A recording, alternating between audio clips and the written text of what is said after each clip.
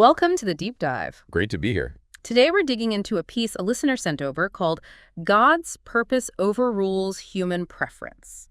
Interesting title. Yeah, it is. It's a reflection on a passage in Genesis chapter 25, specifically verse 23. The part about Rebekah and the twins, where the Lord tells her, 2 nations are in your womb, but the older will serve the younger. That's the one. So our goal today is to see how this, ancient story might actually give us some useful insights for when life doesn't quite go the way we planned. Okay, so bridging that gap between our expectations and, well, reality, using this text as a guide and finding some practical takeaways. Exactly. Let's jump into the first big idea. God's purpose doesn't always follow human rules. Right. The context is key here. Isaac and Rebekah, they struggled for a long time to have children, didn't they? They did. And then finally, twins, Esau and Jacob.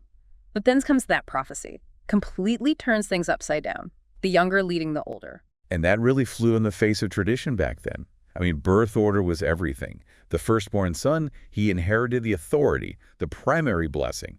It was the expected order. So God's plan here just ignores that. It bypasses the whole cultural norm. Precisely. It suggests that the divine plan isn't necessarily bound by human logic or social structures. Which, makes you think about how we measure success or status today. We have these ideas about the right path, the right achievements. And this story challenges that. It suggests maybe God's definition of value or his plans for us don't always align with those conventional markers. So practically speaking, what does that look like for someone listening? Well, it could mean trusting even when life seems to veer off your map, like Isaac praying persistently, even when things looked impossible. Okay. It might also mean being open to seeing potential, maybe even leadership, in places or people you wouldn't normally expect, not just looking at the obvious firstborns in life, so to speak. I like that. Recognizing God's grace in unexpected people. It challenges our biases, doesn't it? It definitely does. It asks you, really, are you prepared for your life's biggest moments to maybe not fit the mold you imagined? That's a good question to sit with. Okay, let's move to the second lesson from the text. Don't settle for comfort and convenience. Ah, yes, the Esau story, selling his birthright. Right. He comes in, he's starving, Jacob has stew, and Esau trades his entire birthright, this huge, significant blessing. For a bowl of lentils, yeah. Instant gratification. It seems so short-sighted, but maybe relatable. Oh, absolutely. We face versions of this constantly, don't we?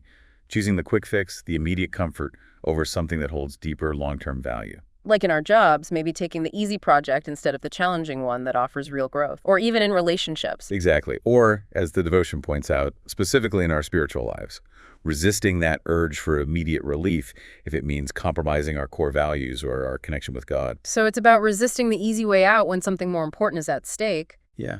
It's prioritizing. Are you making choices based on what feels good right now or based on deeper lasting principles? The devotion really emphasizes trusting God here. It boils down to that phrase, doesn't it? Trust him. God's plan is worth more than any shortcut. That's the core message, I think. Believing that sticking with God's purpose, even when it's difficult or inconvenient, is ultimately more valuable than any temporary comfort we might grab instead. Okay, so wrapping this up.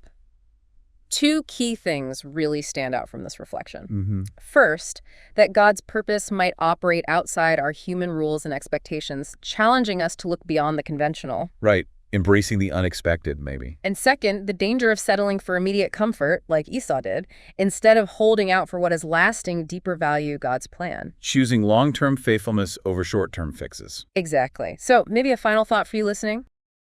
Think about a time when what you expected just didn't line up with what actually happened. A real disconnect. We've all been there. Right. So how might thinking about God's unconventional plans or the value of choosing purpose over comfort, how might that offer a new angle on that past experience for you? That's definitely something to mull over. A good way to apply these ideas.